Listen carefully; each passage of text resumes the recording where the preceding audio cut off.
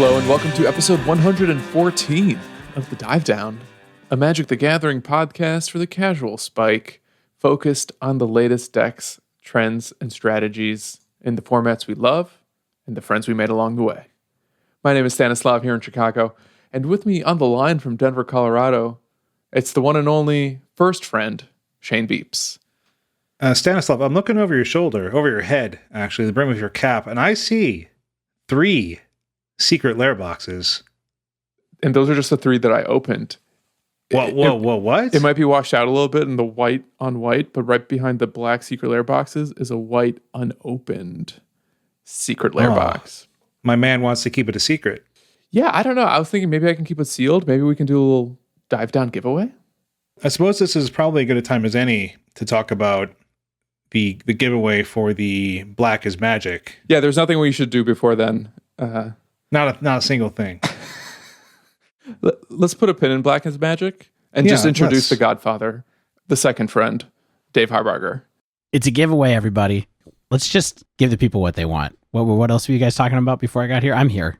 We're thinking about doing some giveaways? Yes. No, I think we should more than think about it. I think we should just say that we plan on giving away some number of Black is Magic. Very cool, important secret lair that is now on sale. The proceeds of which I know benefit is Black Girls Code. Is that the charity? Mm-hmm. Yep. A foundation of some sort. Very good organization. Very cool. The card art rules, really is very cool. So we will be purchasing some of those. They won't come for a while. Secret lairs are a little bit weird, but we are ordering them, and we will be giving them away via a method to be decided later. But keep your eyes peeled. Keep an eye on our Twitter. If you do not follow us on Twitter on @thedivedown, all one word, you should. That's one way that you'll probably get a free entry for being a Twitter follower there. Yeah, if you don't listen to any other episodes after this one, just check back in 3-4 months, and we'll probably be talking about that giveaway again then, because that's about how long it takes for secret lairs to ship. And with that, this week's episode, we are doing a very special patron-requested topic. It's been a while since our last one, but we are thrilled to announce that on today's show, we're talking about one of Modern's oldest, most beloved, and arguably fishiest archetypes. It's Merfolk. You guys know I hate seafood, right? Really? Just an Outback guy? I just like steak. What about crawfish boils? Y'all do that every year. I host them at my house, but I don't eat them. I like sushi better than cooked fish, generally. But what about sea bugs? I love the sea bugs. You know this is well established. I like a steak. Special thanks to Mickey S., patron, one of the 2 Mickey S's that we have that are our patrons, for suggesting this topic. Merfolk. It's Merfolk week, everybody. Well, we should describe how one gets to this tier and this ability to request a topic from us and work on one with us, right? Yeah, it's mostly by emailing us to remind us that we owe you one. So if we owe you a topic, please let us know. We know who some of you are, by the way. We've got one next week. We do have another one next week. Yeah. Be in tune for that, because it's going to be a good one. But yeah, and let's talk about this. Let's talk about the Patreon. Yeah, why not? We've got new patrons, Henry F, and what that means. Patron. Go to patreon.com/thedivedown, and you get to support us directly. You get to extract the money from your bank account, and through a series of tubes and patreon.com website, give it to us eventually. And what that lets us do is make cool swag, afford our editor, afford the subscriptions we have to use for this podcast, and you get various benefits. You get cool stuff. People at the highest tier do stuff like this. They work with us to say, hey, I want you all to do an episode about Merfolk, or I want to hear something about a strategic topic that interests me, or I really want to push you into a realm that you haven't explored because you're afraid of it. And I'm tired of you being afraid. Like EDH. Yeah. Don't. Sorry, we won't do EDH stuff. We just can't. We just would not don't do get it justice. We just don't get it. But yeah, that's the best way to support us. It's the best way for you to get access, and the only way for you to get access to the awesome Dive Down Nation, on our super secret Slack server. So head on over to patreon.com/thedivedown and, do your worst. And if you want to support the Dive Down while playing Magic, you can check out Manatraders.com, the rental service that we've been using for almost 2 years or more than 2 years on this podcast at this point. If you go to Manatraders and sign up for the first time with code the Dive Down, all one word, lowercase, you will get 15% off your first 3 months of card rentals. And also, by the way, we're going to start this week's episode in a moment with a breakdown of the wonderful tournament series that Manatraders runs monthly. The one that they just completed was Modern. And since Merfolk is mostly a Modern deck, let's say, we're going to take a look at this Modern metagame as well. So it's a bit of an all Modern or 90% Modern episode this week. Last thing, if you would like to support the Dive Down while playing Arena, check out Untapped. You can go to untapped.thedivedown.com to download untapped.gg's wonderful analytics tool, and we get a little bit when you download from that link. Awesome, Dave. So yeah, I'm at the news desk today. I'm not even gonna let Stan introduce me because there's no need. We are going to be covering the Manatraders Modern Tournament, which took place in February. Hot tip: March is Pioneer.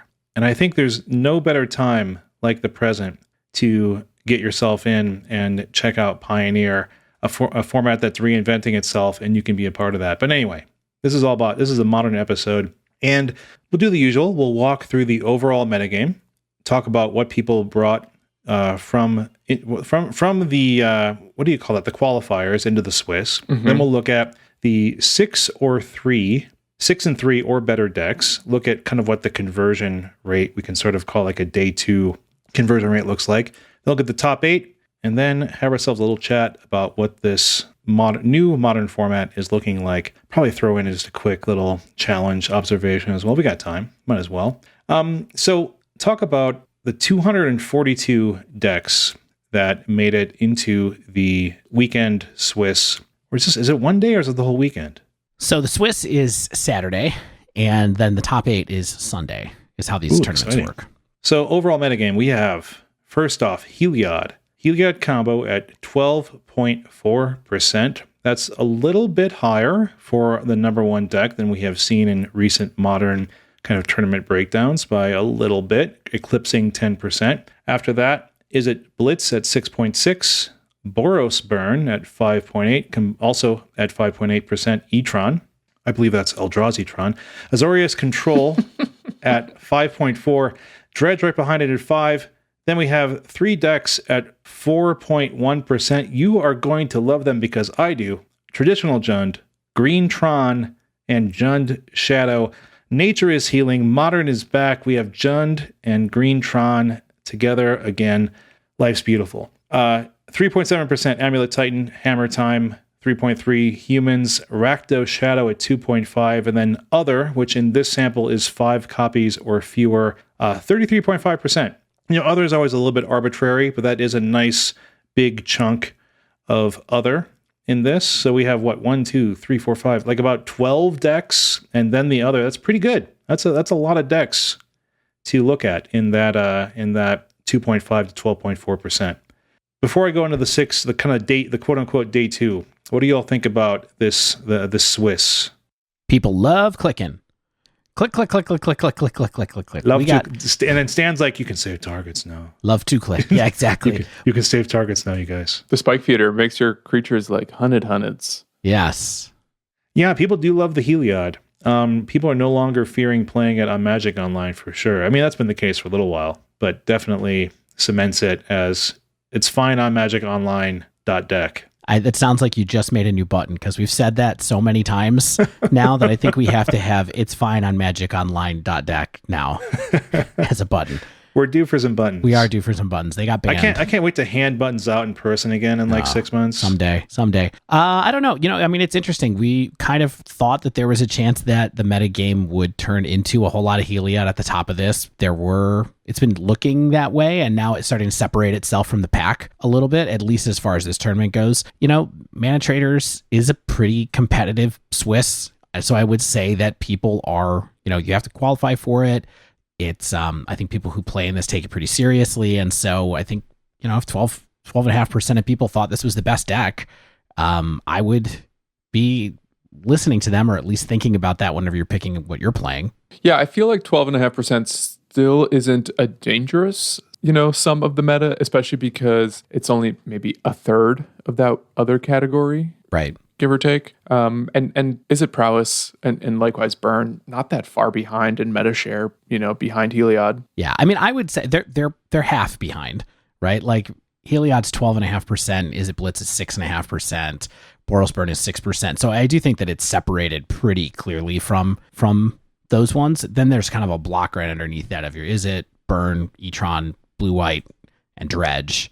And then maybe cut it off at 5%, and that's where the rest of the kind of named decks go. So I don't know if for sure that it's going to stay this way, especially given the way that this tournament turned out. So maybe we should talk a little bit about the performance and what converted into day 2. So we can look, because we have access to all the meta data from Manatraders, we can see how all these decks performed. Thanks again to Manatraders for giving us access to their back end as part of our ongoing partnership.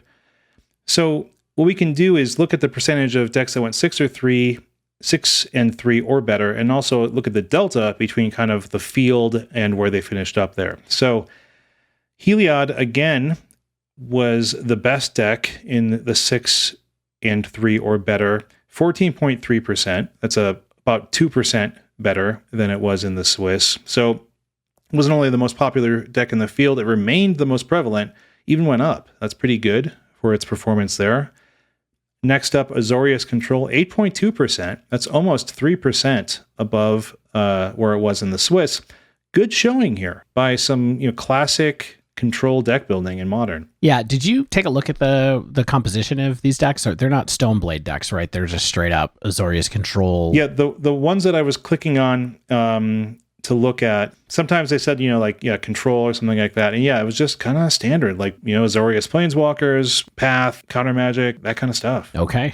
So right now we have 2 decks that went up. And then the next tier is really interesting to me. I'm going to ask you to remember what I talked about last week as you talk about these 2 decks, please. Rakdos Shadow, 6.1%. That's plus 3.6. It didn't do a lot last weekend 2 weekends ago, when we expected it to be strong out of the gates, but it shows up strongly here. Big conversion rate out of the Swiss to be a good performer in the 6 and 3 or better. Mm-hmm. And then also Jund Shadow, another Shadow deck, 6.1%. It's a 2% increase.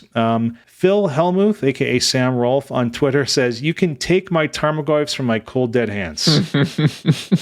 Tarmogoyf is back, baby. But here's the thing that's really back. Last week I said that where I would start with thinking about what deck I wanted to play in Modern was with Thoughtseize decks, and here they are in this field. They managed to be a middling size in the actual Swiss, but converted very well into day 2. And so I think that I think some people started thinking about ways that they could disrupt Heliod a little bit with Thoughtseize, getting people to destroy the creatures that you could, and also just discarding some of those really problematic spells as well.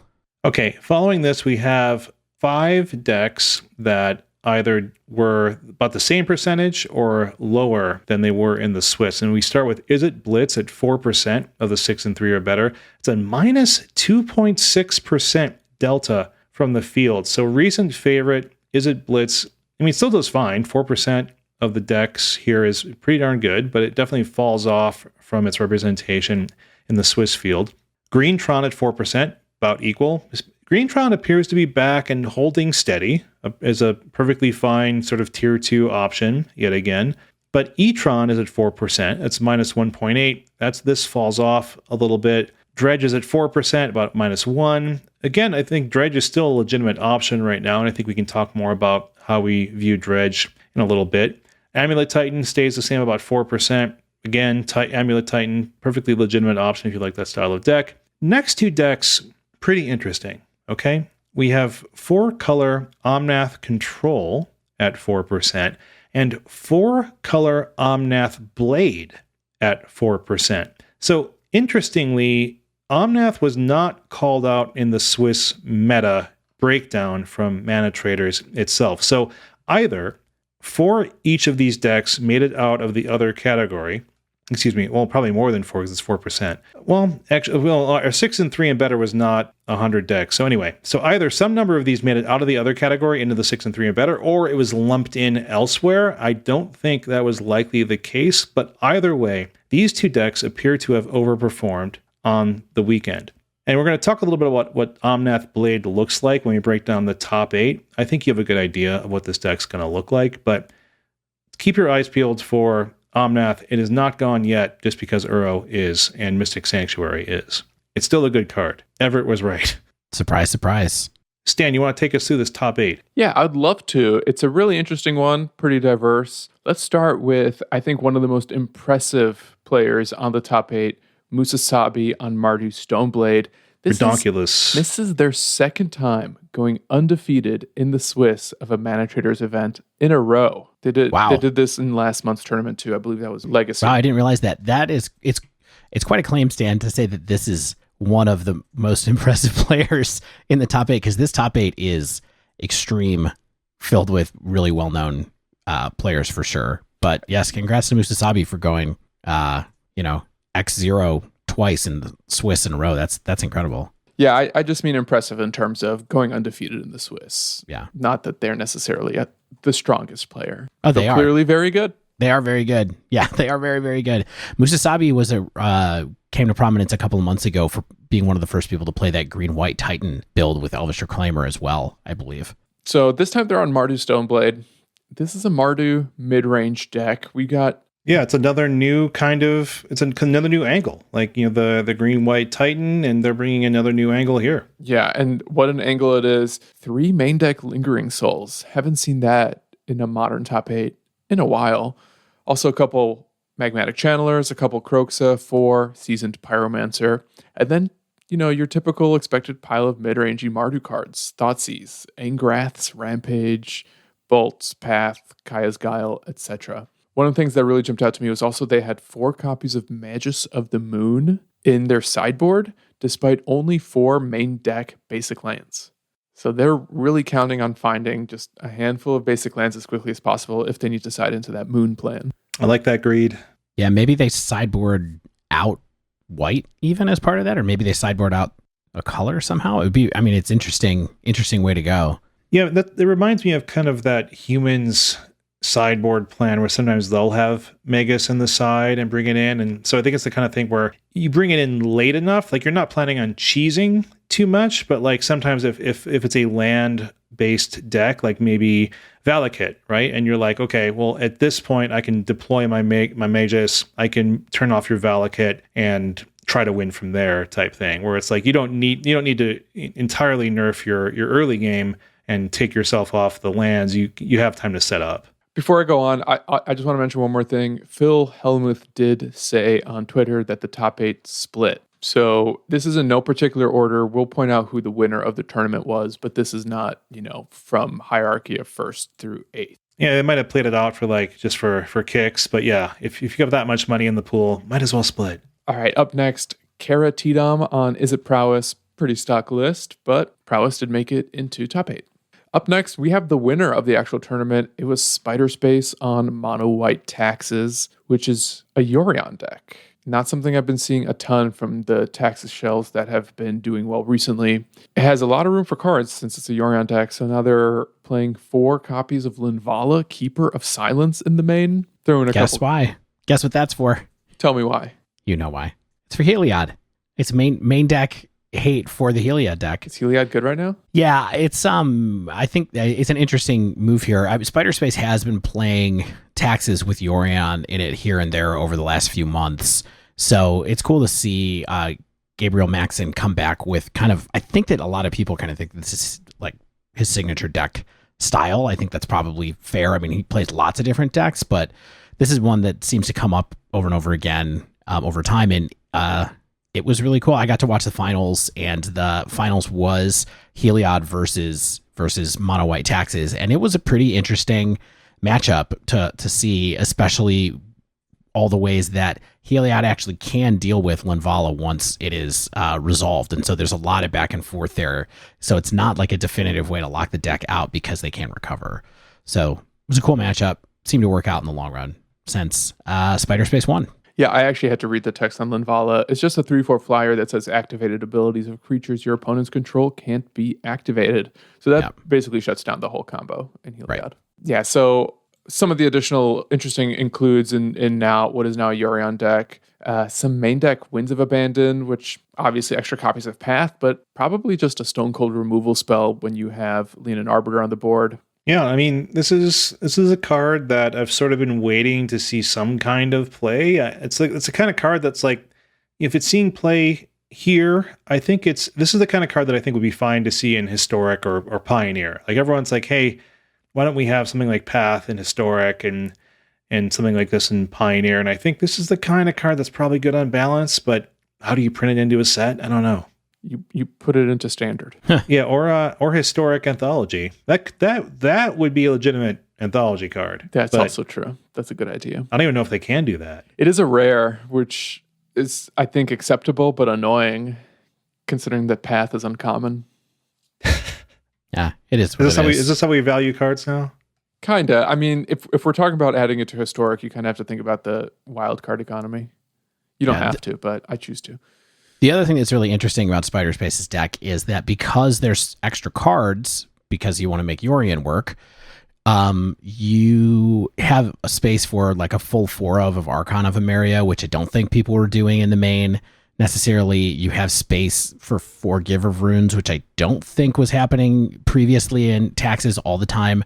And so you do have these extra kind of moments to be able to do, have some extra main board hate or cards that make your cards resilient. The last thing I would say is if you have not seen Yorion come into a board with Flicker Wisp and some other targets, it is quite a thing to see.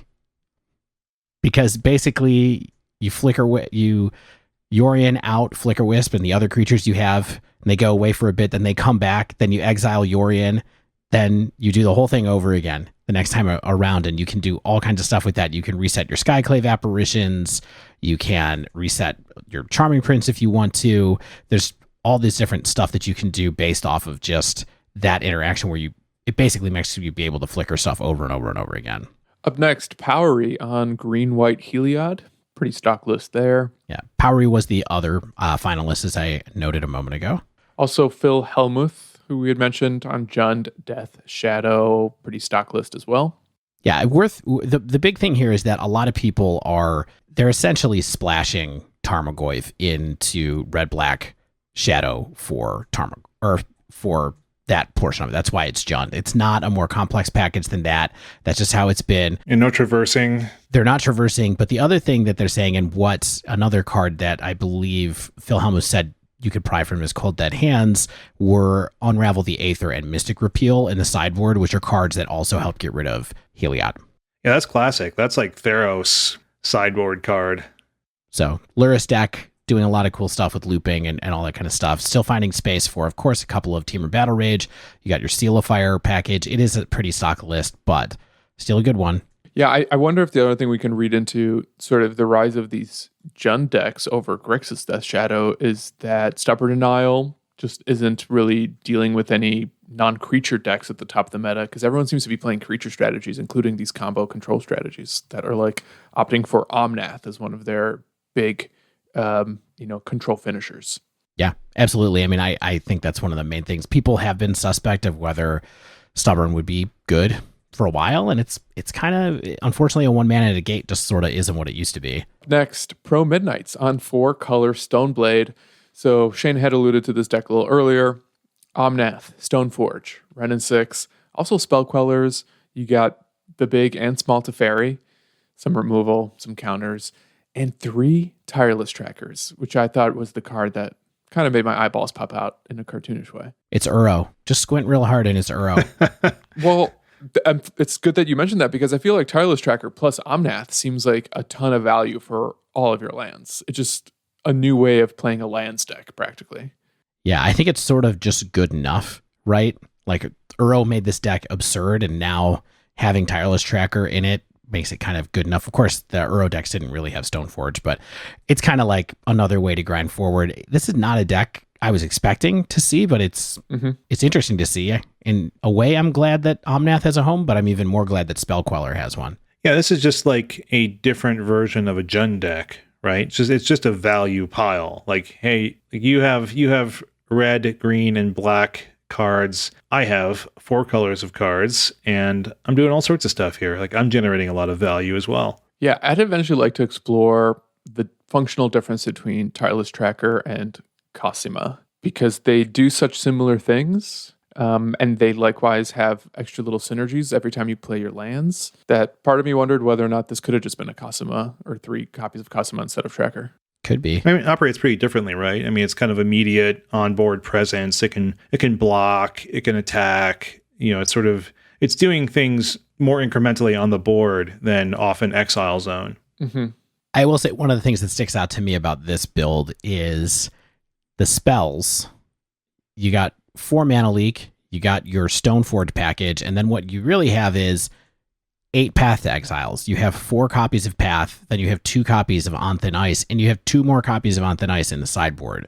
So they are very interested in paying a single white to exile an annoying threat. I'm gonna guess that annoying threat is Spike Feeder. But you tell me, what do you think? It seems like a lot of focus on that kind of specific interaction. Spike Feeder's not the only good creature. Also, anything in prowess is worth pathing. Yeah, but you can also bolt those a lot of times. You know what I mean? So you want to get Spike Feeder exiled and gone for good, right? Can you, though? I mean, you know how dangerous it is to bolt anything in prowess. You just got to time it right? They always have mutagenic growth. They do. They have it a lot. All right. Last 2 decks in the top 8. X-Whale on Etron. Fairly stock. X-Whale plays a lot of Etron, so really interesting to see him make it to the top 8 with this deck, because he's been playing this basically all of 2020. He's also well known for playing Titan as well. And then finally, Elf Kid on Blue Black Mill. Not elves. Weird. It is weird. Elf Kid's another well-known Magic Online player. So yeah, this is a top 8. Yeah. All right. I hinted at this. I want to blast through this. I just did a quick pivot of the top 16s of the 2 weekend challenges just to kind of compare and contrast. We have 3 copies each of Jund and Green Tron. Again, Modern is healing. These 2 nemesis are the most represented decks out of the top 16s. 2 copies each of Mill, Jund Shadow, Izzet Blitz, Hammer Time, Azorius Spirits, Azorius Control, Amulet Titan, one ofs a bunch of stuff, White Taxes, Slivers, Infect, Land Destruction, Polymorph Combo, Urzethopter. Modern is back, everyone. We have a lot of decks you can play. Here's what blows my mind. Every time I do a Modern League, literally every single time, I play against at least 1 burn deck, frequently 2, and prowess. So I keep the Modern that I encounter is hyper aggressive, but then when we look at these results, it's all over the place. And I know this is my sample size, but it's kind of unusual that these aggro burn prowess decks aren't actually homogenizing more of the format, because I think a lot of these other strategies that we're talking about, like Slivers and Land Destruction and Polymorph, could be vulnerable to some of these hyper aggro turn 3 decks. Yeah, it can only be so much of the meta. Where's Heliod? Weird. Not there. Not there in these challenges. They were all playing Manatraders. Yeah, they were all Manatraders. Takeaways, gentlemen. Like, how can we take what we're seeing, this new Modern, and think about what we're doing next, what we need to be prepared for? So, I mean, I'll just echo what a lot of people are saying, and I think it remains true that Modern's pretty open and diverse right now. Heliod may be the best deck, but it's not the tier 0 deck. It's just a deck you absolutely have to be prepared for and know how you're going to deal with, sticky, indestructible enchantment creatures, maybe even how you can stymie life gain strategies as well. What does preparation look like, do you think, Stan? Like, how can people prepare for Heliod? Like, we're seeing a lot of hand interaction, we're seeing a lot of removal, we're seeing a lot of burn in the meta. So, like, what's accounting for this deck's success right now, even in the face of that, do you think? Mystic Repeal seems good. Yeah, so you think like you would need some edge case interaction? Yeah, I mean, not counting on spells that say destroy target, but looking for other ways to actually interact with, onboard things like Heliod or Spike Feeder or Walking Ballista that you could potentially, answer and prevent them from going off as well. Because, something like Lightning Bolt, not really great against them. But Thoughtseize and Exile effects and shuffling something back into the library is. And also just something that says players can't gain life this turn. Also pretty good. Yeah, I mean, one thing that's interesting is that I've seen on Twitter people talking about this, and I've seen in some lists lately people running or splashing even for Deicide from, I don't know if you remember that. Wow. That card. But yeah, people are keeping an eye out for it, and it's definitely like, I mean, you can still die to a Heliod deck that doesn't have Heliod, of course, because they can make some big creatures and kill you if you are stumbling, but being able to get rid of the enchantment and surgical extraction Heliod from their deck could be pretty big as well. And so I think that people are, I don't know if that's an overcorrection, like that might be a little too far for it, but definitely people are running edge case, exile enchantment, or tuck enchantment type of stuff. Deicide is interesting because not only does it exile target enchantment, if the card is a god, that's where that surgical effect comes in. Right. Really weird, right? Funny. Next to Heliod, you got to be prepared for prowess, I think, or burn for that matter. Just having something to either clog up the board from a lot of fast, early aggressive creatures, but also maybe something that can buoy your life total a little bit. You get that timely reinforcements, or there's a bunch of cards in green. Weather the storm, healing salve. I mean, yeah, why not? I mean, even just Omnath is a plan against burn in itself. So that might explain why some of those. Yeah, and Batterskull, of course, totally. Yeah, so that might explain it. I do think that you're just gonna see those decks, like Stan was saying, especially when you're playing in the queues. So when they're good, they're gonna be around a lot. Even though we're seeing a small uptick in these Omnath decks, I do feel like Blue-White Control is the primary control deck right now. So knowing how to have a plan against control, or how you can maybe post board against a control strategy, win quick game 1 or concede quick game 1, and then take over games 2 and 3, I think it's kind of a decent place to be. Likewise, Jund Shadow appears to be the de facto shadow deck at the moment. But Stan, Rakdos is tied, Stan. It's tied. Right, so that's one weekend of results, but we've also seen in a post-ban metagame, Rakdos Shadow just really dropping off and Jund picking back up. I will say, as far as like the person who plays Shadow the most frequently on the show, maybe I would be playing Jund right now because I like having extra threats. I like having Tarmogoyf has always been good for me in the past. I like a aggressive Shadow deck that has a little extra big threats, and so I think it's great to have access to that with Tarmogoyf too. I will remind listeners that Dave didn't have a green card binder for like a number of years, and now he's the one saying you should be playing Tarmogoyf. Well, yes, but some of the first green cards I ever bought were for Tarmogoyfs. So yeah, that's true. Let's keep that in mind. What do y'all think about the level of proactiveness of this format? Because I think it's tempting, I think, to say, hey, this is a proactive format, like it's really going to be hard to play controller mid-range. And then I look at like I'm tempted to say that, right? And then I look at the results and it's like, well, hey, like 16% of our, day 2 quote unquote meta is controlling decks in Azorius and Omnath. Like, I'm not going to play those decks because it's not something I'm good at. And like, you can make the claim that Green Tron is a controlling deck. Jund is still showing up, of course. That's like a mid-range-ish, controlling-ish deck. It's not putting the fastest clock on people unless it's Jund Shadow. So what are we looking at here? Are we looking at a balanced format, or do you think we're looking at still a proactive format where you want to be asking the questions? Dave? I'm just slanted to be proactive, so I'm just going to say if proactive decks are good, I'm going to be playing proactive decks and fine with that.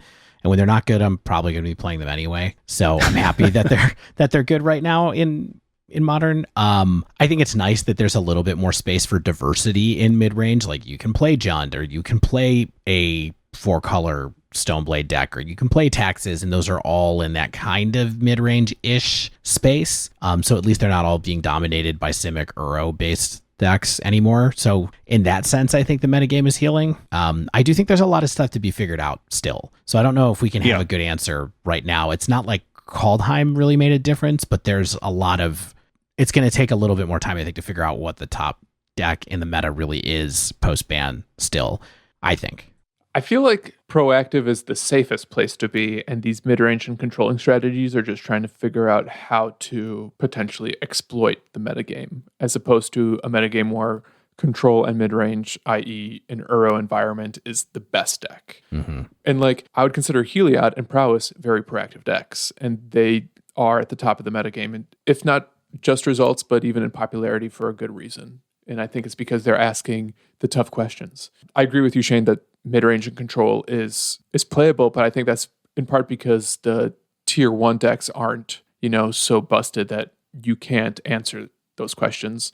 And likewise, I kind of just think one of the reasons Spider Space was successful in Manatraders is taxes is one of the ways to be really effective and mid-rangey against some of the stuff we're seeing from Heliod and the hyper-aggressive decks. Yeah.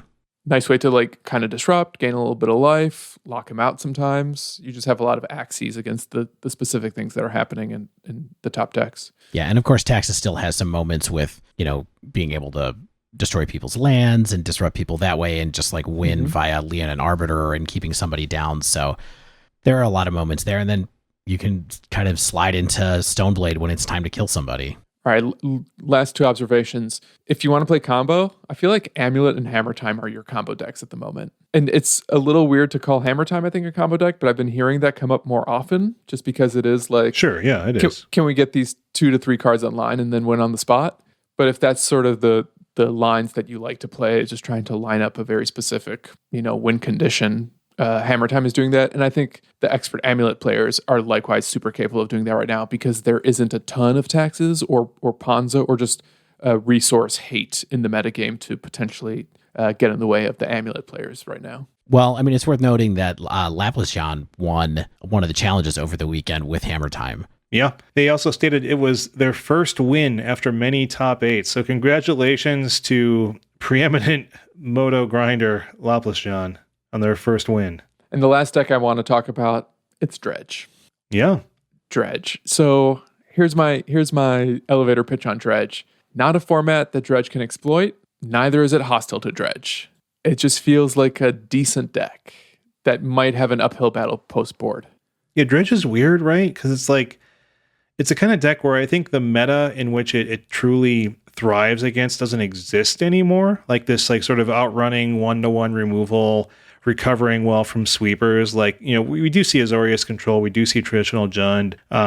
We do see shadow type decks, which I think it's fine against. But in this meta, we don't see a lot of natural predators either, like you said, right? Nothing really eats Dredge's lunch game 1 too much. And I think post board, a lot of these decks aren't really racing Dredge. So they're saying I need to have enough sideboard hate. They're not going to out combo you. Besides perhaps Heliod has a chance to be faster than Dredge. White Taxes can put pressure on those non-creature spells. It can have the exile based removal that can be an issue for Dredge. So I think you're right on, Stan, where Dredge is in a weird space right now where it's it's how much pressure are the other top decks taking off it? How much pressure is Heliod? How much pressure is Taxes? How much pressure is Prowess? That kind of stuff, where it's people have to account for that. And so they might slip a bit on Dredge until it keeps creeping up. Maybe it's 6, 7, 8%, and then sort of gets squashed back down. That's a fine place for Dredge to live.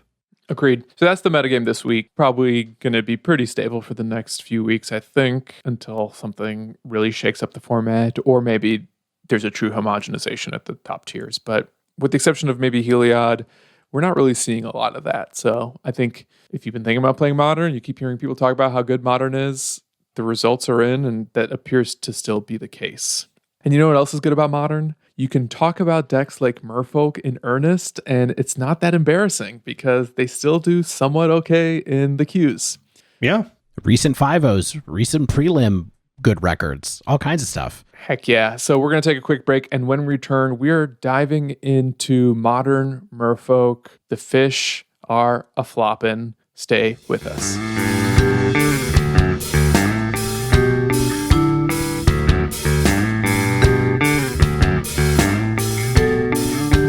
All right, we're diving into the dive down, this water-themed episode.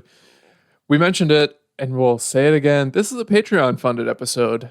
Thanks again to loyal patron Mickey S., a loyal supporter and a good friend, one of our favorite Mickey S's in the Slack. And Mickey suggested we talk about Merfolk. What's the deck about? We want to give a brief history of this deck because it's such a beloved archetype.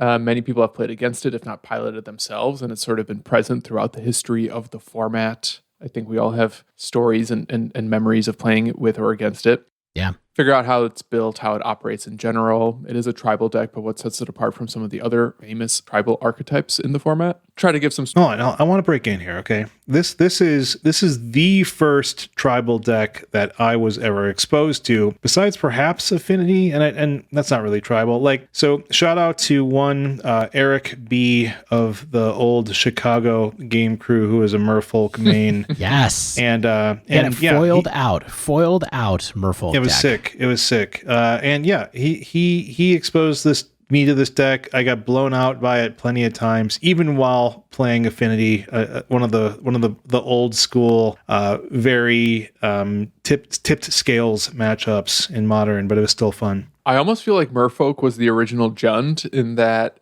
there was a period where whenever I would encounter a Modern foiled out deck, it would just be Merfolk. Right. Yeah, one of the first like identity decks. Like, I love this deck so much, I'm foiling it out. And Mickey S., we got 18 pages of notes to go through for you. We're going to fax them to you later so you can have them put in your keepsake box. Make sure your machine's on. All right, that's enough memory lane. Let's actually talk about what this deck is about. All right. Merfolk, aka Fish, one of the classic archetypes of Modern. It's been around in some iteration for basically the entirety of the format's existence. A lot of decks can't say that. A lot of decks can't say that they've been around for as long as Modern has, and never had a card banned out of it. Yeah, I mean it's never been. I mean it's definitely been tier 1, as we'll talk about, but it's never been so crazy that people are saying, "Hey, you gotta ban some Pearl Tridents here." Okay, so what Merfolk is a blue-based, aggressive tempo deck that is built around Merfolk tribal synergies. So in that end, it is a pretty fair deck. It employs a lot of cheap, efficient creatures and some types of disruption or interaction to overwhelm the opponent's defenses. And this, of course, is an Aether Vial deck. It's one of the best ways that creature decks can cheat on mana, surprise their opponents, get around counter magic, Aether Vial rules, and it is one of the reasons that this deck has power. It's been built in slightly different ways throughout its history, sometimes linear, proactive, other times more interactive, more reactive, maybe striking a balance between the two. Merfolk's ability to adapt to these various metagames and fit its pilot's playing style via the creature suite, via the blue disruption spells, maybe splashing for some other colors like white or green. That's one of its most intriguing aspects. And that's probably part of what's made it stick around for so long, is that it's pretty customizable. It's pretty tunable. You can play this deck in the way that you want to, and we'll talk about a lot of those different variations that we have seen over the years and that we have played for this episode. And it's kind of challenging to consider Merfolk a top tier deck in Modern right now. I don't think anyone's saying that. I don't think Mickey S. is saying that. I think he just likes Merfolk and wants to see us talk about it.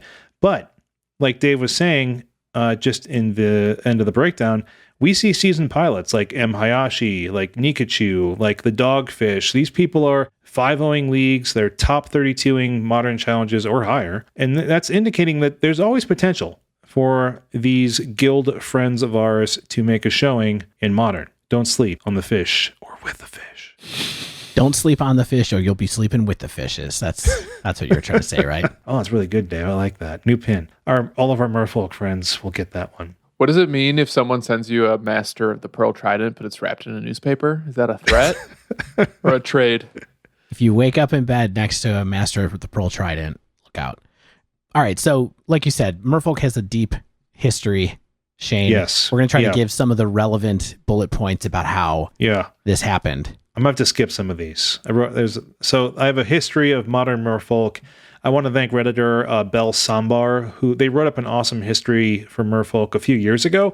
I used for a lot of this earlier information before the newest stuff. And okay, early Modern Merfolk, August 26, 2011. Okay, the first Modern daily event. Remember those? A Demir list featuring the good Merfolk, along with Dark Confidant, Inquisition of Kozilek, Agony Warp, along with a truly greedy mana base for the number of blue pips that were required. But that's another episode altogether. Agony Warp. Yeah, I mean, that's a Modern playable card in 2011, my friend. Wow. Around the same time, though, of course, the mono blue lists were also showing up, very similar to contemporary decks, really. What's weird, though, is Aether Vial is not always in these early decks, even though I double-checked. It's a dark steel card. It was always legal in Modern. Yeah, absolutely. I think that's... I don't know why people would start without Aether Vial. I think that maybe earlier on it wasn't as established as something that was just a value card. I remember encountering decks that tried to use Aether Vial pretty early on in Modern for comes into play abilities more frequently, and so I think that people maybe thought it was tricky and not just value, and it's just value. Yeah, I think we've come to learn just the mana advantage of Aether Vial over time as well. So stuff gets added to Merfolk over the years, like it does to every Modern deck. We have things like Master of the Pearl Trident is in 2012. I believe it's M13.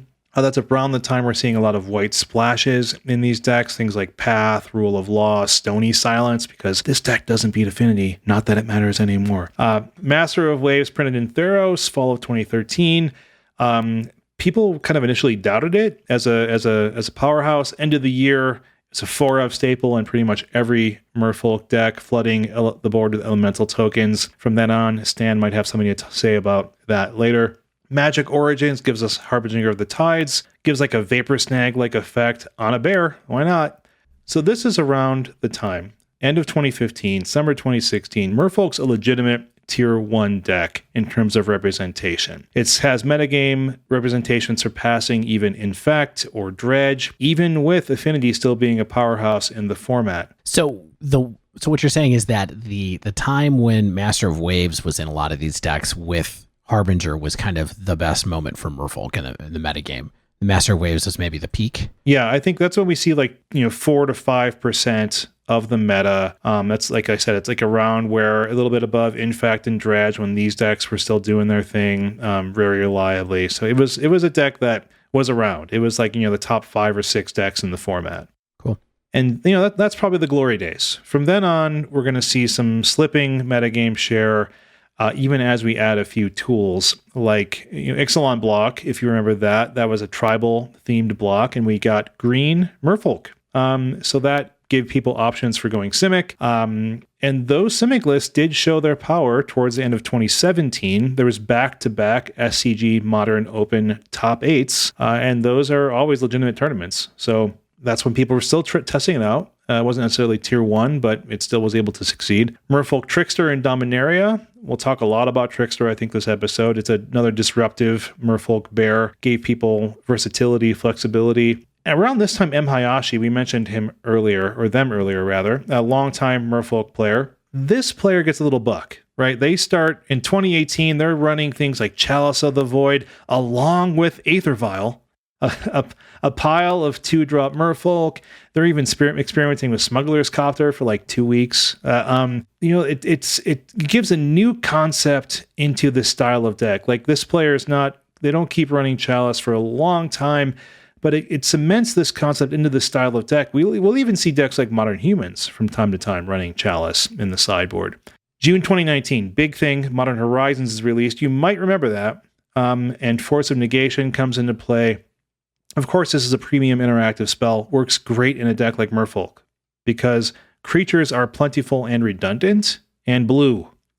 And so it gives it a weapon against these fast combo decks that it probably couldn't race before. We get Throne of Eldraine, notably underpowered set, but we do get Brazen Borrower as yet another option for a disruptive spell. And, it's not a Merfolk, but it's good enough to see play in some numbers and by some players, probably M. Hayashi. So like I said, we get these cards, but other decks are getting cards as well. They're getting, new strategies. The overall strength of these decks has continued to rise. We're seeing decks like Humans and Spirits gain important cards. It makes them more disruptive, makes them more evasive, being more resilient to removal because they don't rely on Lords as much. This slow and steady evolution of Modern has seemingly reduced Merfolk into kind of a specialist choice right now. Like, why play Merfolk when you can play other Vial decks, like a newly reinvigorated Death and Taxes, the always reliable Humans, the evasive and tricksy Spirits? And that's kind of what we're going to look at in this week's episode. We're going to see, what does Merfolk bring to the table that these other decks do not? What's kind of the power level that we see in the versions that we played, and kind of, tie the bow. What are our final thoughts on Merfolk, and why might you want to play it? Okay, so thanks for the history. I think it was really, nice to be reminded that this was the first tribal deck in Modern that really worked and kind of became iconic for being a tribal deck. We've talked about tribal decks a number of times on the Dive Down over the years, and so it's nice to get to focus on the original. And this one set the standard for what these decks could be and kind of what I think the way that a lot of people think about them. So I think what we should do is do a quick little refresher on the way that we kind of see decks like these being constructed in a lot of ways, and how Merfolk fits into that. Because one thing that you'll note, and what Shane talked about, is one thing that's cool about Merfolk is that it can kind of build a lot of different into a lot of different shells, or kind of adapt itself to the metagame while staying true to what it is. And I think that the way that the deck works is partially responsible for that, especially with the fact that the core cards are all a single color. So decks like this usually feature a combination of cheap creatures that are buffed by other cards, right? And so we think of them as lords are the cards that do the buffing. Tribal synergy payoffs, those are cards that we called lieutenants before. And then just beaters, usually, cards that are just kind of going to get big and attack. There's disruptive elements, and then a little bit of space for spells here and there, enablers in decks like this. So even though it's really a linear snowball aggro kind of deck, all of these pack a little bit of disruption. They all pack a little bit of mana ramp, usually in the form of Aether Vial or Noble Hierarch in some decks like this, but not in Merfolk, of course. And then it's straight up card advantage from stuff like Collected Company occasionally. You might see that in Merfolk in a different format where, say, Aether Vial isn't available. So that's the general anatomy of a deck like this. If you want to hear more about the way that when we talked about this in a little bit more depth, listen to episode 102, Tribal Time, I believe that one was called, where we talk a lot longer about how decks like this are constructed. I forgot we did that. So Merfolk itself, though, what does it look like? So the place we have to start in Merfolk is, of course, with creatures. There are a somewhat wide range of creatures in Merfolk decks, but I think it's fair to say that this is the type of deck where you're basically going to have more creatures than anything else. Now, sometimes you have 16 creatures, sometimes you have 18 creatures, sometimes you have 31 creatures. I saw some lists recently like that. At its core, I think the average is around 24 creatures seem to be where these fall. But there are even recent ones by none other than M. Hayashi, who we were talking about earlier, that only had 16 creatures in the main deck. And that was a really tight package of a couple of lords, one disruptive creature, and that was kind of it. 16 creatures in a Merfolk deck that concentrated more on disruption via spells. I think this says that Merfolk can flex, right? What kind of meta are we in? One that needs cheap counters, one that has a lot of removal style interaction. We can address that. We can add more counters kind of stuff. Yeah. I think you'll hear me bang this drum a lot this episode. And that is this point gets at what Merfolk, I think, is all about. Like you can play this deck as like a tempo plan. Like you have a lot of disruption you're trying to capitalize on to try to get your damage in sort of steadily. You can try to be an aggressive beatdown deck with a lot of lords. There's even combo style decks that we'll talk about. And I think that is a little bit of a spoiler. I think that's one of the advantages that Merfolk brings to the table over some of our other tribal strategies, is that I think part of just being such a popular tribe for such a long time, and the flexibility and sort of intricate nature of some of our blue interactive spells, like they do the same thing in different ways, like subtly different ways, and have different strengths and weaknesses, and that leaves a lot of like sort of tweaking space on the table that a lot of other decks don't just have room for. And I think that's kind of what an interesting aspect of Merfolk really is. Absolutely. All right, so let's talk about what types of creatures are in here. So obviously the first one, the most important one, the namesake card of this is the Lords. And generally, Merfolk runs between 8 and 12 Lords. This is the original payoff for playing a tribal deck of any kind, and it kind of started with Merfolk because the first card we're going to talk about really quickly is Lord of Atlantis. Lord of Atlantis was an alpha. Oh my gosh. And it's called... How many Merfolk were there? Like 2? There was just Merfolk of the Pearl Trident and Lord of Atlantis, I think. That really forward thinking, my friends. Yeah, I mean, maybe you were allowed to play 10 10 Merfolk with a Pearl Trident originally or something like that. But, this is just your bog standard Lord. It's blue. Other Merfolk get +1/+1 and have Island Walk, and it's a 2/2. It gives hold on. What? My General Kudro does not give my humans Island Walk, Dave. I know. And that's the thing that is really interesting about these old style lords is that there was kind of a cycle of them in the first set that each gave a land walk ability to the relevant creature type. And guess what? In this deck, Island Walk is actually pretty relevant quite often. And we'll talk about that more later. Because all of your opponents are playing blue? Sometimes this is modern. Sometimes it is that way. Yeah, it is modern. But there's other things as well, of course. The second lord that's always in these decks is a 4 of is Master of the Pearl Trident, which, as Shane mentioned, was printed in M12. And it's just another card that says other Merfolk creatures you control get +1/+1 and have Island Walk. And it's a 2/2. This is the rule of 8 in effect completely. It's a functional reprint. Yeah, of that's Lord like of literally Atlantis. the same card, right? It's well, the only difference is it used to be your Merfolk and other Merfolk, and then it just got errated to like other Merfolk creatures you control, right? Yeah, not errated. Like they didn't change Lord of Atlantis. Lord of Atlantis still says all other Merfolk get +1/+1. So if you're playing against someone with Merfolk, they get it. But Master of the Pearl Trident just concentrates on yours. They did a whole thing where they decided to ruin slivers, quote unquote, by applying the same rule to it. We'll talk about that some other time. But it helped the deck get better, but the deck was still pretty good before that. In that time, it just became a really clear inclusion. The last most common lord that's run of these decks is Marrow Regery, which is 2 colorless and a blue for a Merfolk soldier. Other Merfolk creatures you get +1/+1.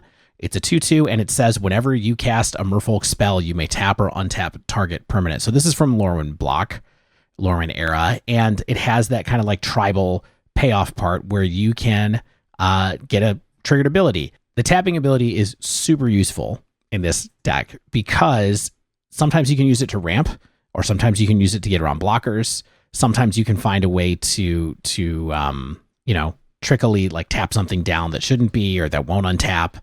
So there's just lots of different ways to do it. It's just a card that lets you make plays. Yeah, I will say this is a 3-mana lord instead of a 2-mana, and it's crazy how different 3 mana can feel versus 2. Like it was in my deck, it was the only 3-mana creature my deck even ran. Mm-hmm. And it does make your Aether Vial decisions easy when you only run a couple of these. Mm-hmm. Yeah, absolutely. And so, I think that it's maybe lived past where it was super, super good, but it was definitely in the deck that I played. And like I said, the activated ability is really good, or the triggered ability is really good. The last one I wanted to talk about really quickly was Merfolk Mistbinder, which is the lord that was in Rivals of Ixalan, and that is a green and a blue, and it's just a 2/2 that has the lord ability. That's all it is. Yeah, it doesn't bind anything. Doesn't bind anything. Just a lord bear. Yeah, exactly. So don't forget about this card. People immediately started talking about using it in the blue-green decks in Modern. I'd say that in Modern, the blue-green decks don't come up as much as they do in other formats, but it's still a good card, and it's definitely on rate for what you want a lord to be. A bear that buffs people. Oh yeah, Simic is perfectly successful in like the deck history. If you look at like the MTG Decks website, like Simic is not quite as popular as the mono blue variants, but it shows up a lot, and that's actually what I played. Spoilers. And also, it doesn't even leave time for us to talk about other cards that were the lords in Merfolk in the years before this. Coralhelm Commander, which is a card from Rise of the Eldrazi, had level up. It turned into a flyer when you leveled it up, and then it turned into an air elemental that pumped your Merfolk. That was really good. Merfolk Sovereign was just a 3 CMC lord that could give a Merfolk unblockable. There were more. Merfolk has a lot of lords available for its threat package, and while the 2 CMC ones have mostly outmoded these, it kind of explains why Merfolk has been around for a long time. Yeah, one of these days we're going to have an Oops All Lords deck, and it's just going to be Merfolk, because it's like every new set that has any kind of Merfolk theme or sub-theme, let's just drop in another Lord. What's another Lord of Atlantis? Give the people what they want, Stan. Lord of Ixalan coming. All right, so those are the Lords. They got to pump someone up, and that's where the beaters come in.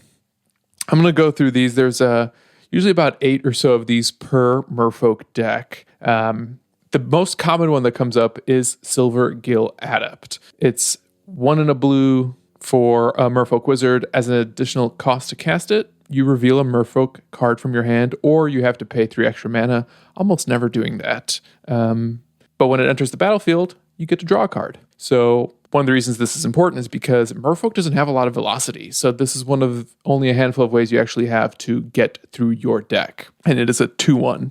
Yeah, I mean, it's a super important card in this. Yeah, replacing itself is what this card's all about, I think. And side note, David Ernerwine, I believe that's how you say his name, a very good Modern analyst over at Modern Nexus, also a player at my local shop who is one of the end bosses. I've played David so many times back when we had Paper Magic. He's a former Merfolk player, and he stated in one of his articles that Merfolk's fall into tier 2 and beyond was mostly due to this like grindy, cantrippy nature of the deck, and we'll talk about other cantrips in a bit. They're no longer that relevant because these standard sort of removal piles like old school Jund fell by the wayside over time. But that being said, like you want your cantrips where you can get them. And Silver Gill Adept is a perfectly good one, especially combined with some lords. Yeah, I think there's some mind games that you can play when you have to reveal Breachers to cast this spell. And level 1, usually reveal actually the next Merfolk you intend to cast, so that you're not actually revealing too much information. But sometimes you can get into level 2 mind games and have your opponent expect to see one thing and then surprise them with something else entirely. Yeah, for sure. I think that's the kind of thing where it's like, yeah, if I can trick my opponent some way, then maybe I should. Like, it's the kind of thing where let's say you reveal your Poopadoop. What's that card's name? The one that can let's say you reveal Harbinger of the Tides, right? Like that's the kind of thing where you can say, hey, I'm gonna make you make a tough decision. And then you play out, let's just say, a Lord instead, where it's like, okay, well then you have more power and toughness on the battlefield. And so it's like, that's the kind of thing where it's like, I think the more experience you get, the more you can think about what am I revealing and when. And that is, that's a percentage point here and there. Mm-hmm. Yeah, I think this is also one of the reasons why Aether Vial is kind of handy in a deck like this, where you have a bunch of cards that make you pay extra mana or get a discount by doing certain restrictions, like whether it's reveal a card. Later on, we'll talk about Harbinger, which is it makes you pay more mana if you want to play it at instant speed. Aether Vial lets you get around all that stuff while also getting the upside. Good point. Yeah, because you are not casting off Aether Vial. I mean, people probably know this, but very important, you're just slapping it into play. Up next, Benthic Biomancer, one of the newer Merfolk to enter the format. It's a single blue, but it has 1 and a blue, adapt 1. If this creature has no 1/1 counters on it, put a 1/1 counter on it. It comes in as a 1/1. You can adapt it into a 2/2. And then whenever 1 or more 1/1 counters are put on Benthic Biomancer, draw a card, then discard a card. So at some point, you also get a little loot out of it. Yeah, why not? Merfolk looter. We have Kumena Speaker. This is a single green for Merfolk Shaman. It gets +1/+1 as long as you control another Merfolk or an island. Yes, you can basically read this as a 1 mana 2/2. Like it's a fine card. Like a 2/2 for 1 is like what you want to see in your aggro decks, right? But this is modern, so this is just a fine card. It's a medium card. It's a medium card in this deck, I'd say, even in the Simic deck I ran. But it's fine being okay, especially when it gives you options. Like on turn 1, Aether Vial lets you untap on turn 2. You put your counter on Aether Vial. You play a Lord off of your mana, flash this in at the end of your opponent's turn. You then untap. You have 2 or 3 mana along with an Aether Vial on 2. You get another couple Lords down, or maybe like a Lord, another creature. It's pretty reasonable to expect a 3/3 or a 4/4 out of this. Sometimes with Island Walk, and it's like build your own Blighted Agent, kinda. It's even better than Tarmogoyf because it doesn't shrink to graveyard hate. Right, you're right, Stan. This is the new Goyf. I'm gonna get a Future Sight version for $125 3 years ago. Last beater we want to mention, kind of a weird card, and we weren't sure where else to put it, and that's Master of Waves. It's a 3 and a blue for a Merfolk Wizard, pro red. Elemental creatures you control get +1/+1. Where are you getting elementals in your Merfolk deck? Oh, wait, there's more text here. When Master enters the battlefield, create a number of 1/0 blue elemental creature tokens equal to your devotion to blue. There's 0 toughness. They die as soon as they hit the battlefield. That's ridiculous. It's for a bunch of Hogak triggers or something. Oh, I missed the line previously. They get +1/+1. Yeah, I guess that's relevant. Plague Engineer. Yeah. Master of Waves is also a 2/1. Cool. Shane, tell us a little bit about the disruption that this deck has on its bodies. Oh my god, there's so many options. Like, I don't know where to start and where to begin, but I do have notes in front of me, so I have some kind of framework to operate within. Start with the first one that's listed here on the doc. Merfolk was kind of like the original disruptive creature deck, which is cool. Like, things, of course, have changed. Humans and spirits exist. We've got really good options in those decks, of course. But the point here is that decks like this, like, they're kind of like ostensible beatdown decks, right? Like, you need your opportunities to outplay your opponent. That's what Magic is all about. Like, you have to be able to surprise them. You have to be able to make their spells harder to cast. You have to be able to remove or bounce things on the other side of the battlefield to get your damage through. These kind of creatures and spells go a long way into making these kind of things happen, especially these first 2 creatures. So we've got Curse Catcher, which is a single blue Merfolk wizard. If you sack Curse Catcher, high price to pay, you can counter a target instant or sorcery spell unless its controller pays 1. So this is a very conditional spell. Like, you want this early, because otherwise paying for like a 4 spike is not that great. Yeah, but I mean, the point of this card, I think, is, it's interesting. I think it's supposed to play a little bit of a role where originally it could help you somewhat as a hedge against removal, but it's also a huge hedge against decks that are trying to cheese out with spells that they're not paying for, or getting into situations where they have to use all of their mana and tap out in order to win on a turn that's feasible for winning. So Curse Catcher is kind of in there as disruption for both of those kind of decks at the same time. Plus, it just gets bigger. It also has a little bit of an extra synergy with Unsettled Mariner. Yeah, absolutely. Unsettled Mariner is an important card in this deck at this point, and they just work together to make the deck better against removal. I do think it's interesting. Shane brought up Spirits a little bit earlier, where he kind of said, they have much better disruptive options. It's amazing to look at this card compared to like Mausoleum Wanderer, I think, personally. Just because Mausoleum Wanderer... Power creep happens. Yeah, power creep happens. It is kind of a shame, but it is what it is. All right. Up next, Merfolk Trickster, blue. Another Merfolk wizard. This wizard's power is to have flash, and also when it ETBs, tap target creature an opponent controls, it loses all abilities until end of turn. Not Merfolk Trickster, the card you targeted. It's a 2/2, so it's another bear. One of the newest cards we added to the deck, and one of the most surprising, perhaps. Like, it's one of the ones that has the most surprise ability and tricksy ability in your hands. The applications are very wide for this card. Yeah, I mean, I don't think people looked at the spoiler of Dominaria and were like, no, Merfolk Trickster is going to be constructed playable in all these places and definitely going to become like a key card in this modern deck whenever it comes up.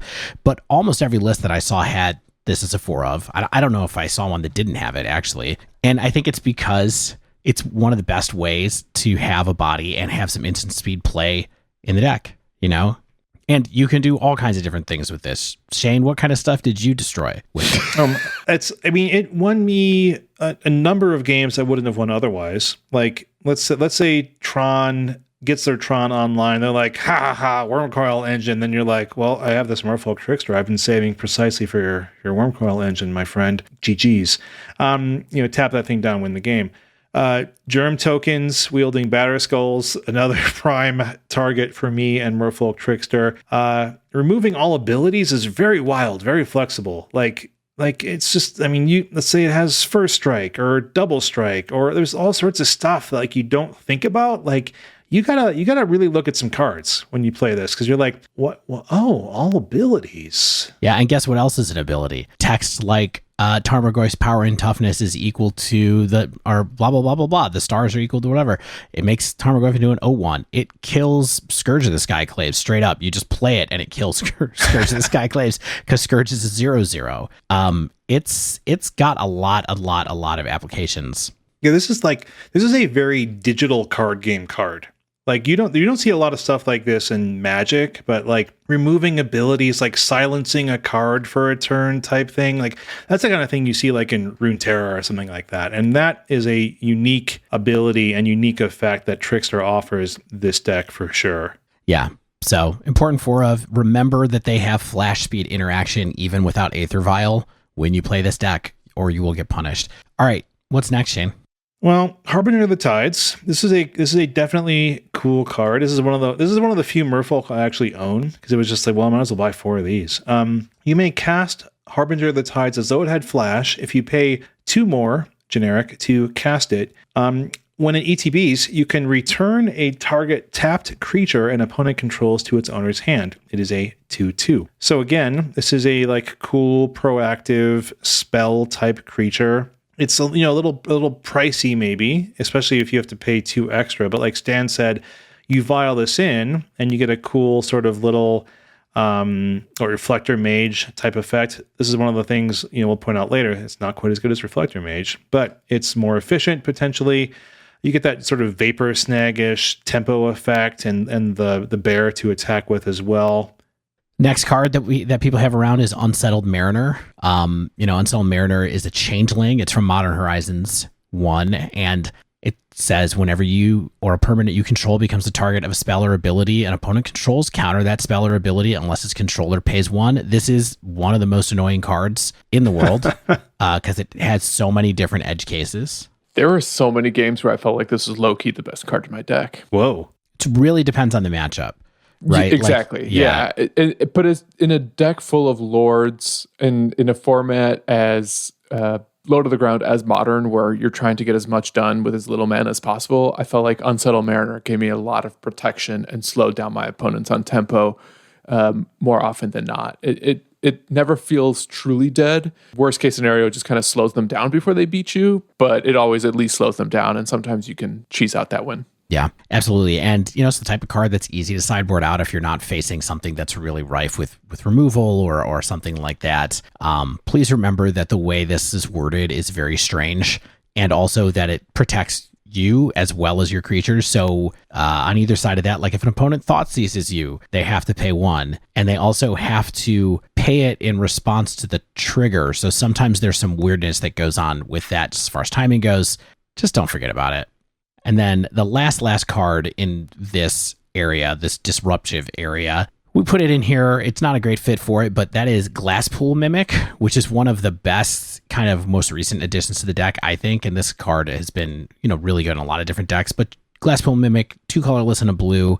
You may have Glasspool Mimic enter the battlefield as a copy of a creature you control, except it's a shapeshifter rogue in addition to its other types. And it's a land on the back. So at different points in time, maybe this type of deck would have run Phantasmal Image. Now it runs this instead so that you can have the flexibility of having an extra land. There are so many things you would want to copy in this deck, whether you want to copy a Trickster, whether you want to copy another Lord, whether you want to copy another Unsettled Mariner. There's just tons of things that you can do with Glasspool Mimic in this deck. And that's it. Word. Okay. Important stuff that we don't have time to talk about because you know what it is. Ramp/selection type stuff. Aether Vial is mostly here in the modern versions. There's some historic Merfolk as well, and we get some like collected company options there. Aether Vial is amazing, right? Like it's a linchpin to decks like this because it lets you be surprising with your ETB effects and your Lord effects. It lets you double your mana in many ways. It's essential to these decks' success. And it's what I love about Aether Vial is it's always just good enough. Like you're never like, oh, Aether Vial's got to get banned. But you're always like, man, Aether Vial on turn 1 is going to be brutal. Let me tell you, it doesn't feel good enough when you draw it on turn 5. Am I right, guys? That's right. Oof. Yeah, notably, Merfolk, even the green ones, don't really play Collected Company. Maybe that's because 4 mana is a lot to ask for in this deck. They run pretty low to the ground in terms of how much actual lands they play. Yeah, don't need it in Modern, I think is where it is, but super important in Historic where you don't have access to Aether Vial. All right, and now let's talk about a handful of disruptive spells. These aren't unique to Merfolk. Force of Negation, everyone knows what it does. It's our fixed force of will that actually is negate. The nice thing about running this in Merfolk is that almost every single card in your deck is force fodder. So let's say if you're low on mana and you need to counter a problematic spell on your opponent's turn, basically throw away an extra lord, a disruptive creature that doesn't matter, and you're good. You have to be able to stop. This is a deck that I think you can play for force in with almost no downside, and so in the you can't draw extra cards.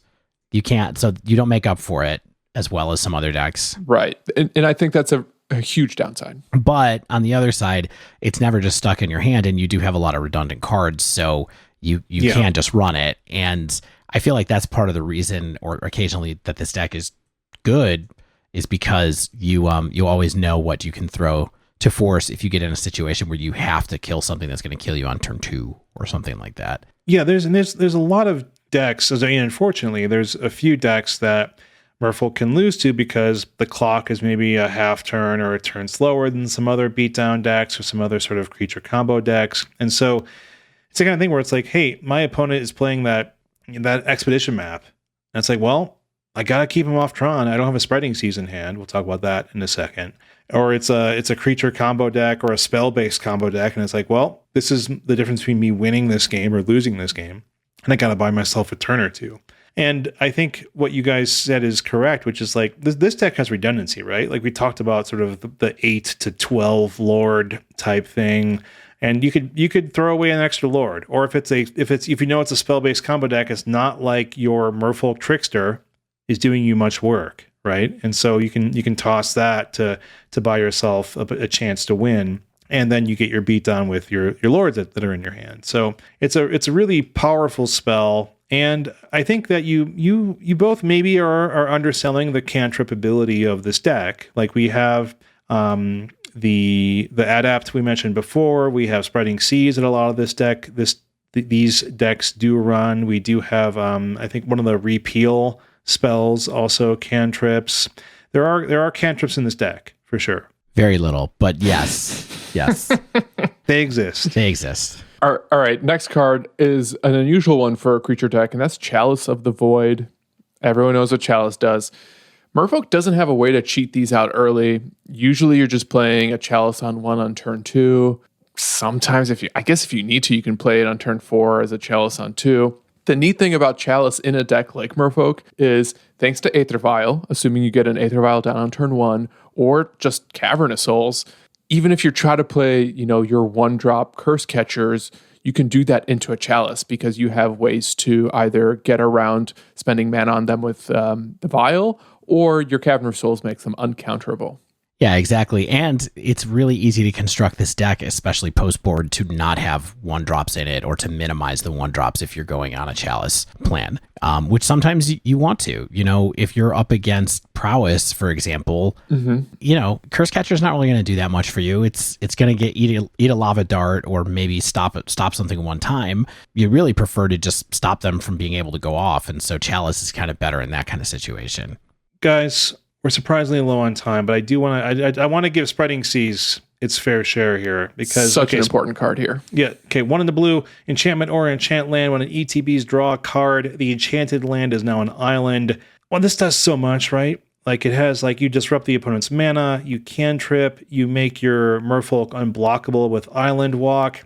It's just like always good, right? Like it's like I almost consider some of these builds of Merfolk to be like Seas cheese decks, right? Like the games where I drew Seas and were the ones that I didn't were so drastically different. Like my Seas is taking my opponent off their colors. It's like maybe getting a Tron piece or some other land. It makes them unable to block my stuff. Like, I feel like most builds of Merfolk want to run 4, and if you're not running 4, like, I don't know what you're doing exactly, but then again, I'm not a Merfolk master, so maybe you know better than I do. Yeah, we'll have to ask him, Hayashi.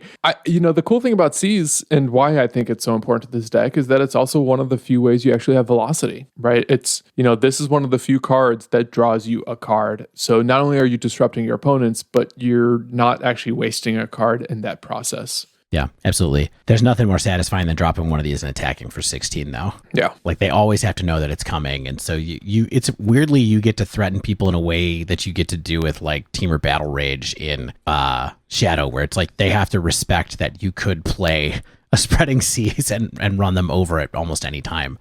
And then you have a couple other spells. You got Spell Pierce, Mystical Dispute, Deprive, Repeal, Dismember sometimes makes it in. These are all spells that have seen play in Merfolk. It is not easy to figure out how many spell slots you get. As we noted above, it's generally around 7 to 10 spell slots, although occasionally you'll see somebody go all in on interaction. You need creatures.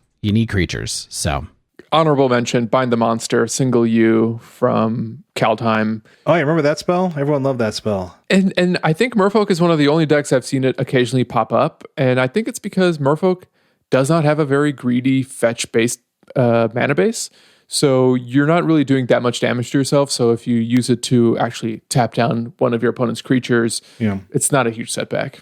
Yeah, I feel like I kind of want to run this now in the sideboard. Why not? It's good.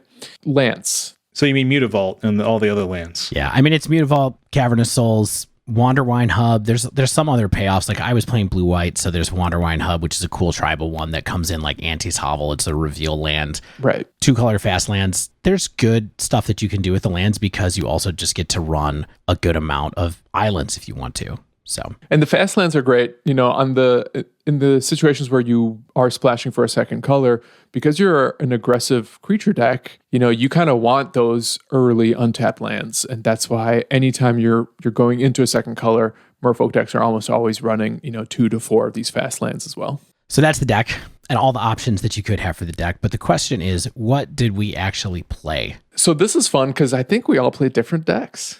They all had Merfolk in them. Yeah. But they're all different versions of Merfolk. Did none of us play just a regular old blue Merfolk? I would say Stan kind of did, right? So Stan, what did you play? So I played a blue-white Merfolk deck and really splashing white for Unsettled Mariner and then a handful of sideboard cards. Skyclave Apparition. Exactly. Yeah. It's double white. Doesn't matter. The thing that makes my deck perhaps unique is that I was running the Mystic Reflection Master of Waves combo. I can't wait to hear.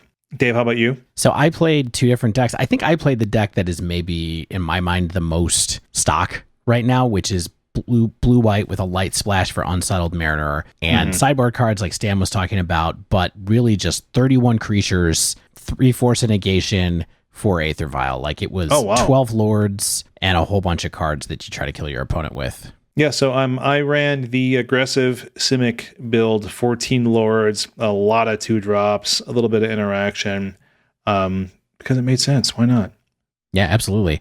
All right, so who wants to go first? Shane, do you want to take us? Well, why don't I go first really quickly, since I think I have the stockish deck. So do it. Oh, I should also mention I played Simic Merfolk in Historic as well, which was a list that Mickey gave me, actually. So I tested it out.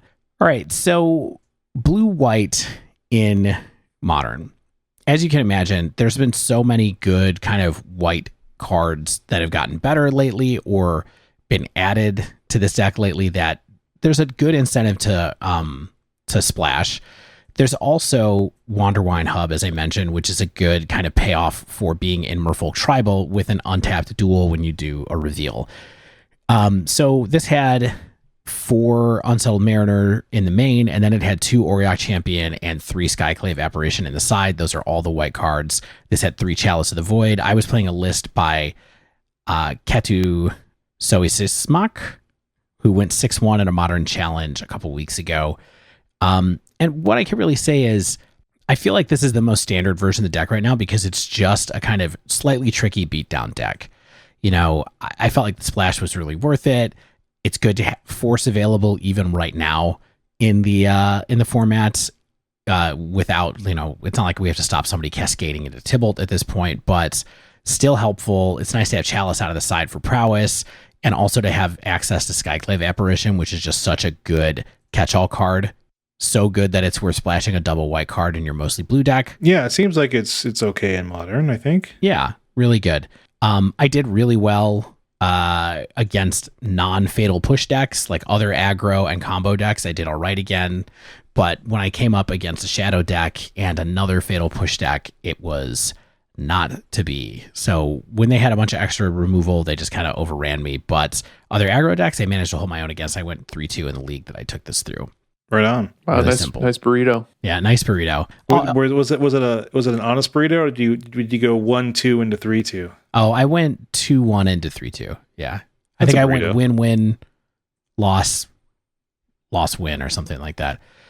And then the other thing I played, as I mentioned, was Mickey's blue-green deck in Historic.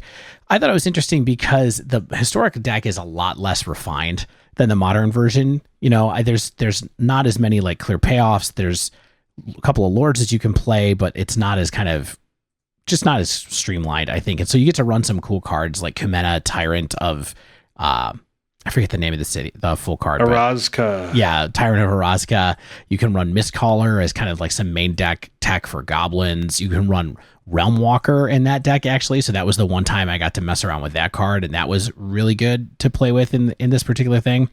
Dave, did I have Kumena in my sealed deck that we reference? I don't think I had Kumena. No, you didn't. You had It's a a lot of mythic. other blue-green cards.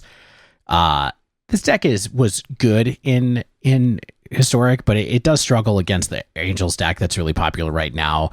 It struggles against Extinction Event, of course, because you aren't able to like onboard counter as much, and you just kind of have to have Spell Pierce up, which doesn't happen all the time.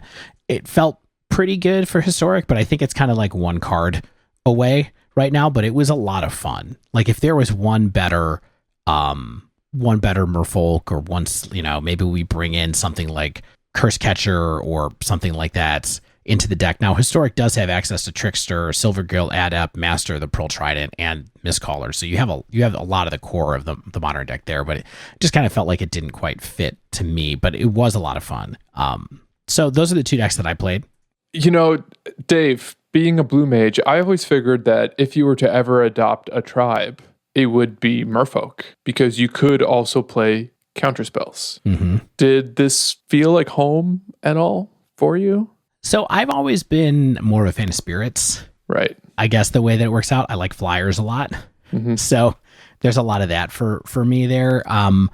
In Historic in particular, not having access to Spreading Seas was kind of a bummer. So you can't really do anything to like let your Island Walk happen. And of course, only one of your lords gives Island Walk, so it's a little less likely to happen. I had fun with the deck. It felt like a good choice occasionally to have in the holster for tribal decks if you want to be aggressive, depending on the meta. But I would look at like my tier list would probably be like, I would look at humans, and then I would look at spirits, and then I would look at Merfolk if I wanted to be there and see kind of like which has the benefits for a certain metagame. Right on. Word. Stan, I want to have your deck go last because I think it's the coolest. With pleasure. All right. So I ran out, as I mentioned, the Simic build of Modern aggro fishies, and this might not surprise anybody because I wanted to run with the more aggressive, perhaps Simic style of this deck. And what this deck does is focus on a lower curve and a heavier number of cheap lords to get damage through as quickly as possible.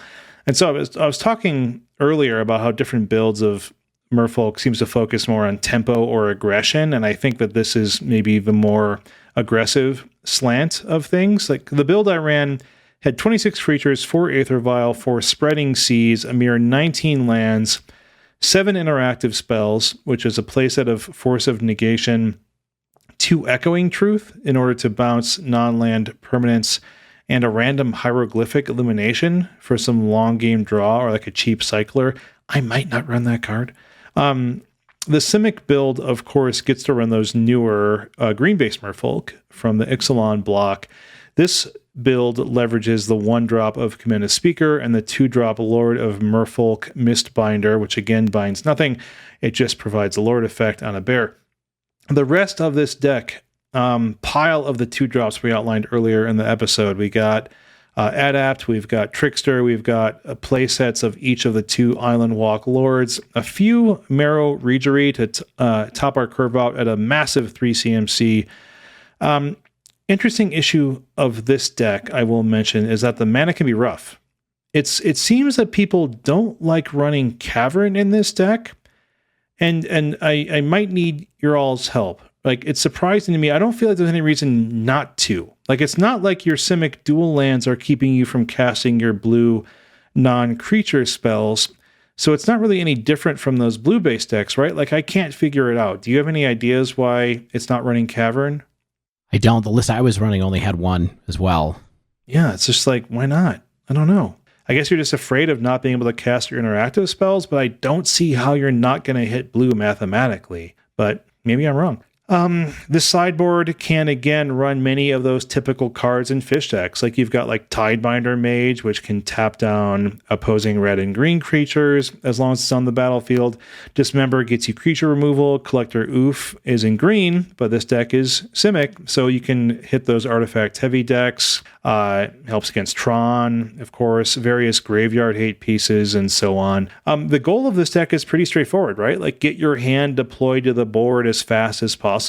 Hopefully through Aether Vial, get that damage through. And so this deck seems particularly focused on leveraging the power of Spreading Seas. Like, you want to disrupt your opponent's mana and make all of your low drop creatures unblockable. Like, the low CMC of your creatures or low mana value of your creatures, you're able to activate Mutavault fairly early for that additional attacking power as well.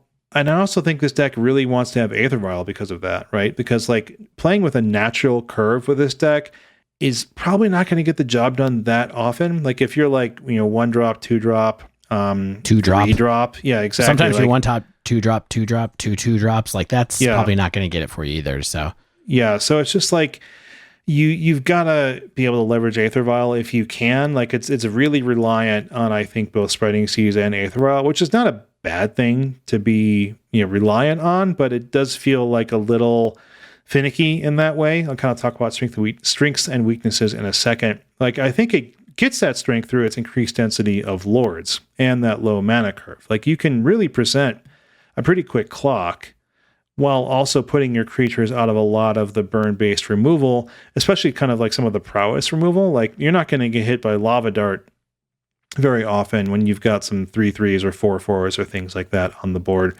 And that clock that I mentioned is important against the uninteractive decks that are still around. Like, you've got Amulet Titan, you've got Green Tron out there, and you've got to be able to outrace or outclass other creature decks or creature aggro decks. Like, if you can put up some 3/3s and some 4/4s, those are some decent blockers if necessary. Like, and then once you have that Spreading Seas down, like Dave said, you can just sort of turn the corner and just Alpha Strike with a bunch of power, maybe a Mutavault or even 2 that you've been sort of sitting on for a while. So it's kind of the kind of deck where if the creatures are big enough, you can put up a little bit of a wall or just let damage go through, and then you Spreading Seas or something like that and just go crazy because your opponent is blown out. But like Dave mentioned, like, this deck can be weak against removal, especially if you don't have Aether Vial, because like your lords are getting picked off, you're not presenting a clock, you're not outclassing what your opponent's doing, and you're just going to die because you're swinging with like a 2/1 or something like that. I also had some issues facing down a Batterskull, of course. Like, Batterskull seems like it's pretty popular right now, and like those blade style decks. You really got to leverage your Tricksters or maybe a bounce spell, maybe a Dismember out of the board. But that's not enough, because like, your opponent can deploy Batterskull back pretty easily. Like, let's say they have an untapped Stoneforge and you bounce the Batterskull and they've got 2 mana available. It's like, well, who cares? Because they just can throw that back onto the board. They can even bounce it themselves for 3 mana. Right. Yeah, so it's like this, it's not enough to like just sort of bounce that Batterskull. Like, and if they get any life gain off it, it's pretty much really challenging to fight through that, unless you, of course, have that Spreading Seas I mentioned earlier. We'll talk about this in a second, so I'm not going to harp on it, but like, it's just like, what is this deck doing better than other tribal decks? And that's kind of like the question I'll sort of leave hanging for now. But again, there's some pretty potent cards here that I think do separate Merfolk from those decks. So, Stan, Shane, let's talk about your deck, because your deck is pretty cool. Yeah, mine used a new card. And that was one of the reasons why I picked it, because I thought this is my chance to finally play with a Kaldheim eye popper when it was first spoiled, and that was Mystic Reflection. I don't remember what that does. So Mystic Reflection is 1 and a blue for an instant. You can also foretell it and then cast it for a single blue once it is foretold. And it reads, choose target non-legendary creature. The next time one or more creatures or planeswalkers enter the battlefield this turn, they enter as copies of the chosen creature. And this version of the deck combos with Master of Waves. And that's our buddy that when Master enters the battlefield, makes elemental tokens, the number of which is equal to your devotion to blue. So it's kind of like adding a bit of a 2-card combo into your aggressive creature beatdown deck.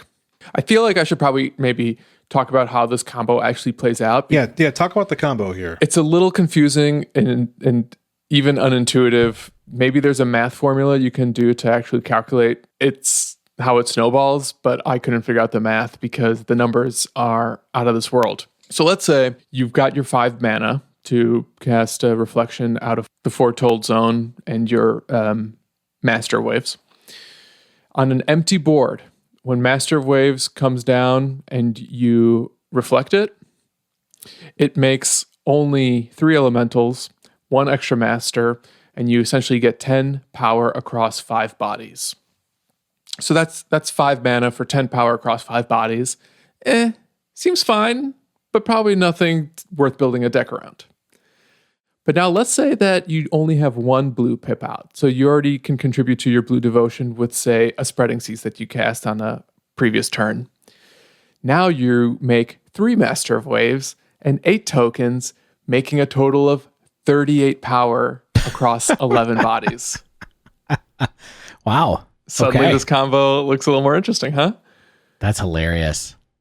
Here's my last math example, just to illustrate how much these 2 cards snowball. If you combo off with 2 pips on the board, okay, let's say you just have one of your lords out. Yeah.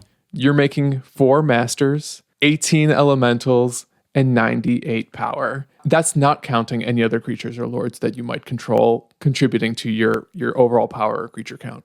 That sounds good.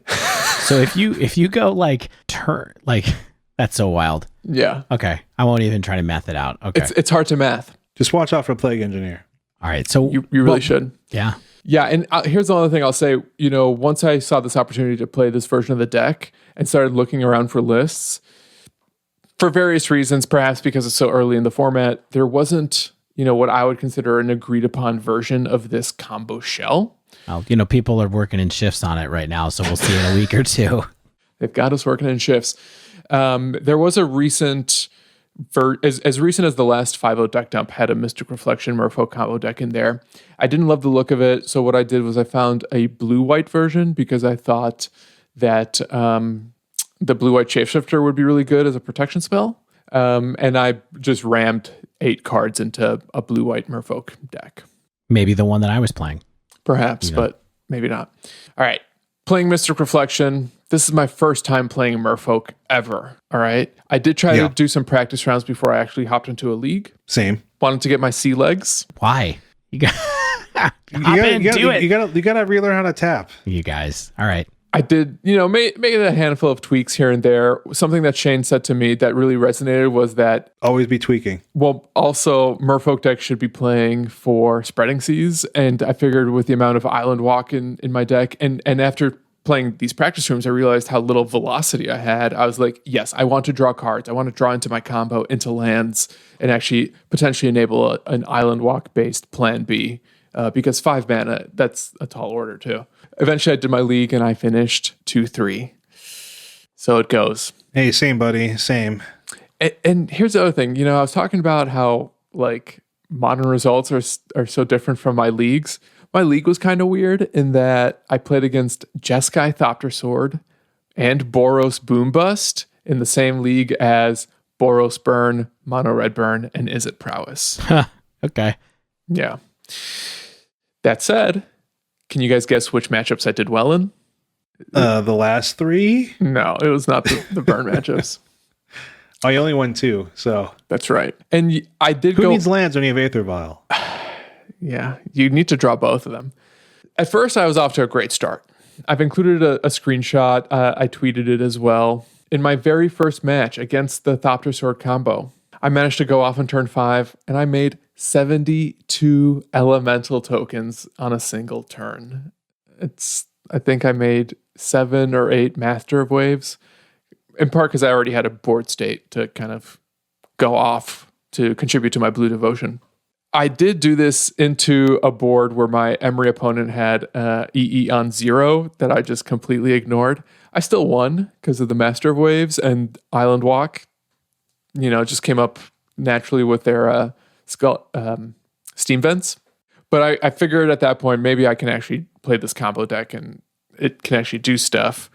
That said, the rest of the league I played was predominantly aggro, and my turn 5 combo deck, not super fast.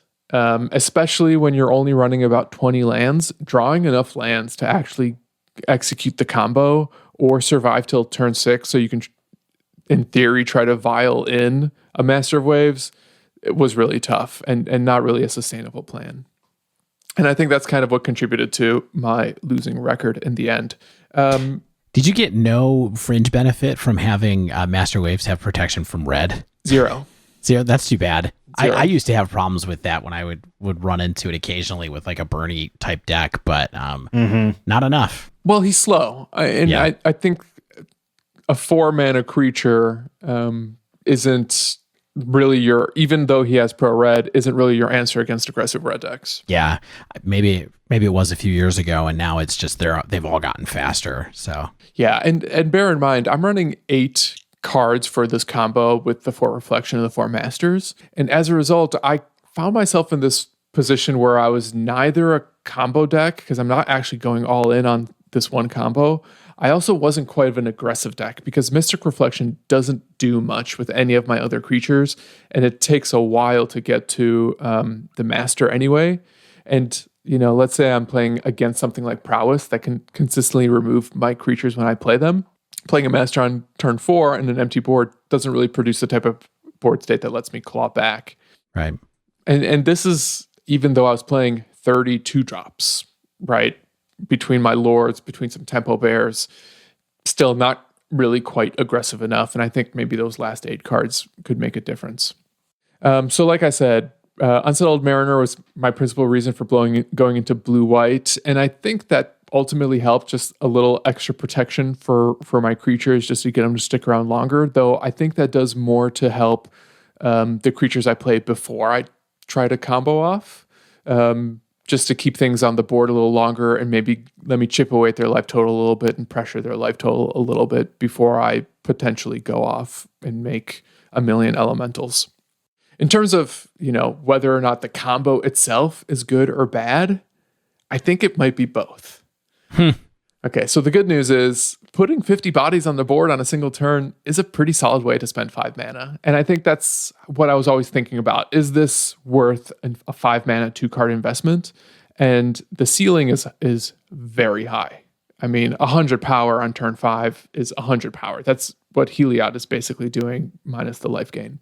The bad news, 8 cards that your deck might be actually better without. And if you notice, a lot of Merfolk decks, even that don't run Mystic Reflection, are shaving most, if not all, of their Master of the Waves as well. It's an expensive card now. Super expensive.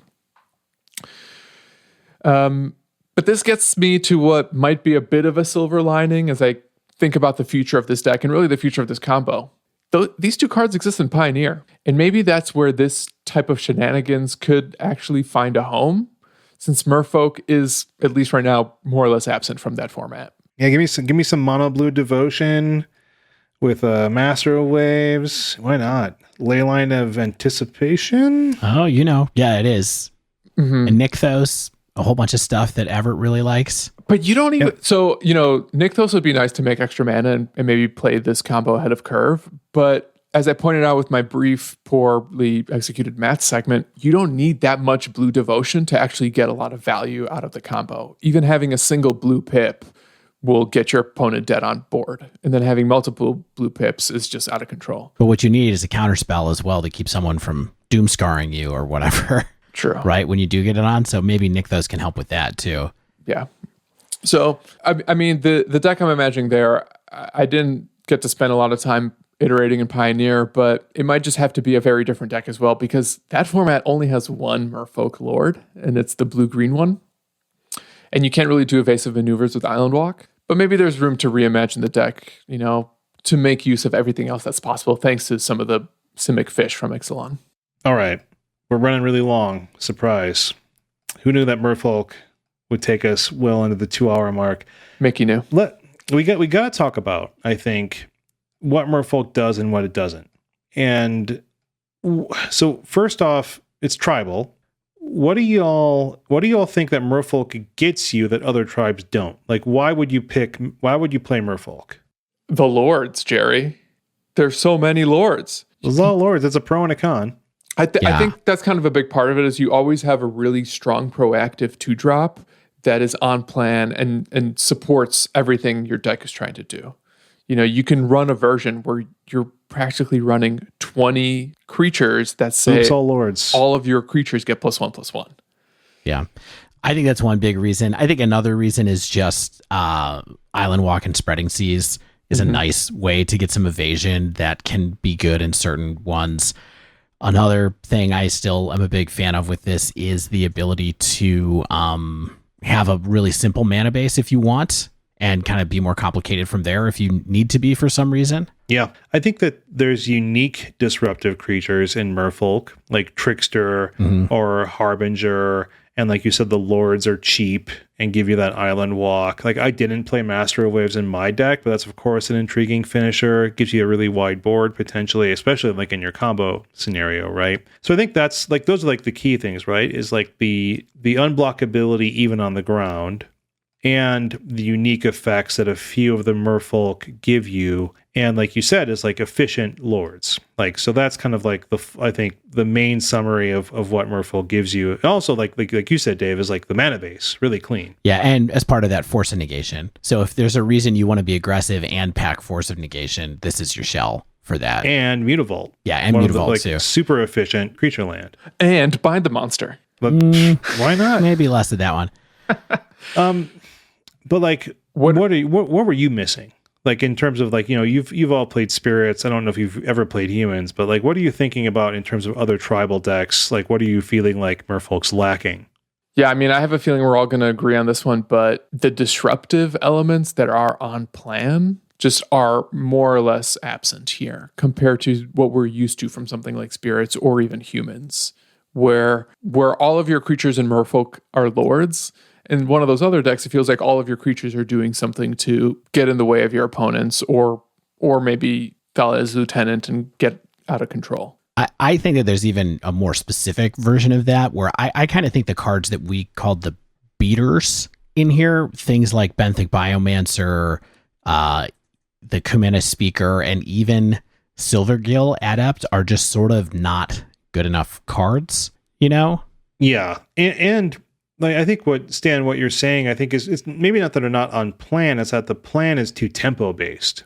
Like, it's like a super tempo-y style of like impermanent effect where it's like, I'm tapping your thing, I'm bouncing your thing. And it's like, well, like, I can do that in humans with a reflector mage, and you can't cast a next spell. You know what I mean? It's like, or like I'm taxing your spells without sacrificing my creature. Yeah, but think about it this way. Like Stan was saying, Rattle Chains is like the Ophi 2-drop in spirits. Yes. And that card is incredible. It does so many different things, and then Selfless Spirit is another one that you can run. And even like we talked about Mausoleum Wanderer, like the comparison I think is not quite, it's just that lower end of the curve is like not quite good enough in Merfolk. Exactly. And here's the other thing. Merfolk runs out of gas really easily. And humans isn't playing Coco either, and I think humans can sometimes actually have the exact same problem, but it has more insulation from this because of the way it's disrupting their opponent. Something like Kitesail Freebooter can like just steal a sweeper out of your opponent's hand. And Merfolk doesn't have an answer to Supreme Verdict in that way. Yeah, and Humans runs like a boatload of the Horizon lands because it just kind of can and / has to. Like it's just like sort of like the mana of which Humans revolves around can play like, multiple Horizon canopies, and even a few of the other, the Waterlogged Grove or the black-white one or whatever. Like those are the kind of things that Humans has no problem running, and so like you can even use your extra land if you flood to redraw. And like only Simic Merfolk will run the Simic Horizon land, and only like a few of typically. Do you guys think there's either specific decks or even metagame forces that Merfolk can exploit where it can potentially get to the higher to the top of the meta without actually significant changes or new cards being added to it? Dave sort of touched on this, I think, and like it's Force of Negation, like maybe in like a heavy spell-based combo meta, like getting to run that grip of Force along with having a clock maybe can be enough. But I'm not really sure like what conditions Merfolk's looking to exploit necessarily. I mean, I think if you get to run Force and Chalice and have aggressive cheap creatures that avoid your Chalice because the 2-drops are all better than the 1-drops, then that's, you can kind of squint and see what decks you would want to play that against potentially. It's just a question of whether Merfolk is better at addressing that metagame than Spirits or Humans or other options are. I think that there is a place out there where it is, it might have been something like the Cascade metagame where we're just like, okay, we have to have Force of Negation and we want to kill people fast so that they don't get to set up for a second Cascade spell. Like that's a possible place to be. Probably didn't work, but it's potentially okay. I agree with Shane that I think it's that kind of like spell-based meta where you want a clock. And then you could do a simplified mana-based, like if people are running a lot of like Blood Moons at the same time, right. you can go much more stripped down and still be powerful. And Spreading Seas fixes your own mana as well. Like if you have even a single island, you can get a second island for all of your UU lords. But I had fun playing it. Yeah, and you mentioned a spell-based metagame where Force is good. That might also lead to a lot of opponents playing islands, and then you just have free evasion as well, right, without having to rely on Spreading Seas to create evasion for you, so to speak. Yeah, it's weird. There's like a weird sort of like tension between people getting greedy with their mana and just like the general power of modern mana bases, where it's like, yeah, like I tagged a Triome, you know what I mean, with my Spreading Seas, and that ruled. It wasn't even a blue Triome, it was like a Mardu Triome, right? And it was like sick. Like 3 colors to 1 color you don't even want. But that's not exactly like the rule. It's more the exception, right? And so like really, it's just the power level hasn't kept up. And I hate to say that about a deck, but that's the reality of Modern sometimes. And I think that even the Modern aficionados have really accepted that in a lot of ways. But there are people, like we said, like M. Hayashi or Nikachu, who keep on keeping on and do their best with it and do pretty darn well. Because I don't think it's a bad deck. I think it's just a deck that requires like, you have to know how to tune it. And I think it's tunable. And you have to know what interaction you want to run.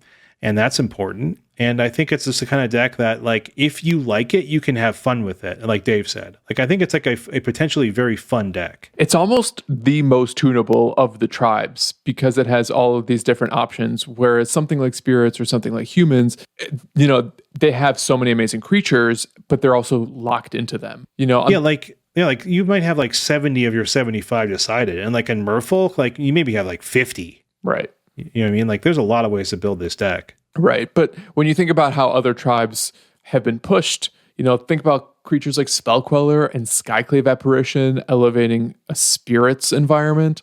Merfolk just hasn't had quite that type of pushed technology added to it recently, if you're not counting Shapeshifters. Dave, any last thoughts before I close this out? No, I mean, like I said earlier, it was a fun deck to pick up and play, mess around with for a little bit and just see how it does. It was a nice trip down memory lane to talk about this. And thank you, Mickey, for supporting the dive down and for asking us to do this episode. And also hat tip to Eric B., our old guy from the play group, who I know doesn't listen, but we still care about you. I've played against him on Arena a couple times. He's still around. Nice. All right, that wraps up this week's show. Thanks again, Mickey, from me as well. This was a really fun one. I'm glad I finally got to play Merfolk. Had a good reason to. Everyone else, if you haven't yet, make sure you subscribe to our podcast so you get the latest episodes as soon as they come out. And if you use Apple Podcasts, please leave us a rating and review.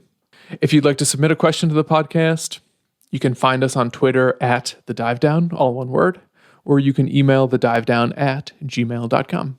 You can also support the show via Patreon over at patreon.com/thedivedown. As little as $1 an episode gets you into our super secret Slack community. Join our multi-format FNMs, hang out throughout the week, talk about Magic cards, sports, stonks, all sorts of stuff. Movies, no movies channel, but we talk about movies and TV a lot. WandaVision, that's a good show. If you elevate to the highest tier, you can pick an episode topic twice a year, and we'll talk about practically anything as long as it's Magic related. Probably not Commander, because we're not Commander players, and it would be really hard for us to do that format justice. As always, shout out to Manatraders for sponsoring the Dive Down. You can sign up for Manatraders using promo code TheDiveDown, all one word, and get 15% off your first 3 months of renting Magic Online cards. The tournament series this month is Pioneer, and if you're a Manatraders subscriber, you get a higher cash payout when you win the tournament. So all you spikes out there, check out our promo code TheDiveDown, all one word. If you play Magic Arena, you can support the Dive Down without spending any money by using our affiliate link for the Untapped Arena deck tracking software buddy. Find that over at untapped.thedivedown.com. Of course, special thanks to the bands Nowhere and Spaceblood for letting us use their music. And until next week, get out there and swim with the fish!